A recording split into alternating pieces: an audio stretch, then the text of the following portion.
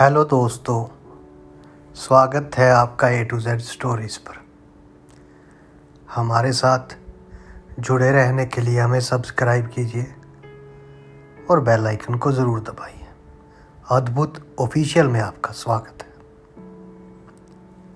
आज हम बात करने जा रहे हैं नकोदर के फ़कीर शहंशाह साईं लाडी शाह जी की, बाबा लाडी शाह जी की। उनके दरबार के एक मुरीद की बात करने जा रहे हैं। उन्होंने 2013 में अपने दोस्तों के साथ एक प्लान बनाया था कि वो साईं जी के दरबार में जाएंगे, लेकिन पैदल जाएंगे घर से। उनका घर कुछ तकरीबन 30-35 किलोमीटर दूर होगा दरबार से। उनके दोस्तों ने भी कहा कि हमें जाना है, और एक तारीख उन्होंने तय कर दी कि इस तारीख को हमने साईं जी के दरबार में जाना है पैदल। उससे कुछ दिन पहले, 2 या 3 दिन पहले, उनके पाँव पे चोट लगी और वहाँ स्टिचेस लगे। हालांकि चोट इतनी बड़ी नहीं थी, पर अगर स्टिचेस लगे हैं, 3 स्टिचेस भी लगे हैं, तो प्रॉब्लम तो होगी, चलने में तो दिक्कत होगी। अब उसके दोस्तों ने कहा, जिनके साथ प्लान, कि तू रहने दे, हम जाएंगे या हम बाद में बना लेते हैं। पर इन्होंने कहा कि नहीं यार, अब मन बोला है, जाना पड़ेगा, तो जाना तो है ही, उसी दिन ही जाना है। तो इन्होंने साईं जी से अरदास की कि साईं जी, आप ही ने प्लान बनवाया था, आप ही ने बुलाया होगा, और अब आप ही लेके जाओगे। मुझे इस बारे में कुछ नहीं पता, मैंने तो आपके ऊपर डोरियां छोड़ दी। अब घर से सुबह 4 बजे अकाल अमृत वेले के वक्त जब ये वहाँ से चलने को तैयार हो गए, सारे दोस्त इकट्ठे हुए, अब जाने को तैयार है, साईं जी का नाम लिया, चल पड़े। अब दरबार पहुँचते पहुँचते बहुत ज़्यादा थक गए। ये अकेले ही इतना ज़्यादा थक गए, इनसे चला नहीं जा रहा था। जहाँ पे बोर्ड लिखा है वेलकम टू नकोदर का, सिटी इंस्टीट्यूट आता है रास्ते में, उसके वाले जो मोड़ है वहाँ पे ये रुक गए, और वहाँ से आगे जाना था। तकरीबन वहाँ से 4 या 5 किलोमीटर और बाकी था, किंतु चला नहीं जा रहा था, थक चुके थे, पाँव में दर्द था, तो ये वहाँ बैठ गए।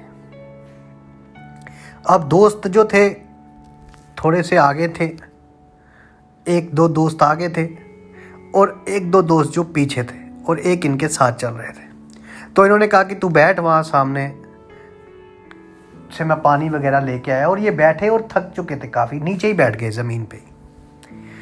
तो पीछे से कहते कि साईं लोग फ़कीर आए, साईं लोग भेष में आए, एक फ़कीर जैसे थे, उनका भेष था फ़कीरों वाला।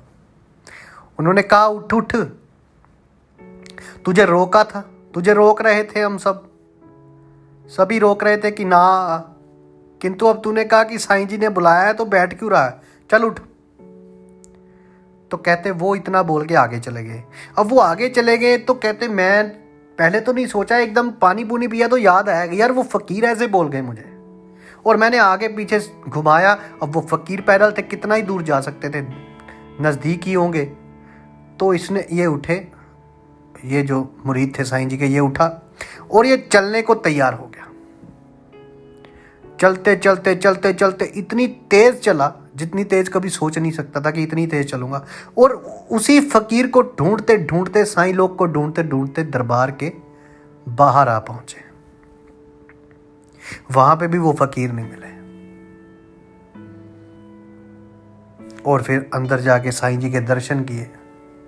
जो पाँव पहले चल नहीं रहे थे, वो फ़कीर पीछे से आके उन्होंने बोला कि चल, तो चलना शुरू हो गए। साईं जी के दरबार में पहुँचे, किंतु वो फ़कीर ना मिले। दोबारा ढूंढा बहुत, किंतु नहीं मिले।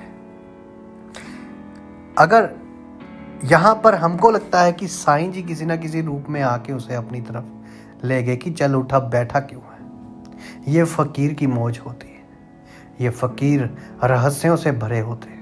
कहीं भी, कभी भी, जहाँ भी मुरीद को ज़रूरत है, पहुँच जाते हैं। तो इस तरह उस लड़के को वहाँ वो लेके गए अपने दरबार में, क्योंकि ये बोल चुका था कि आना ही आना है, रोका कहीं ना था।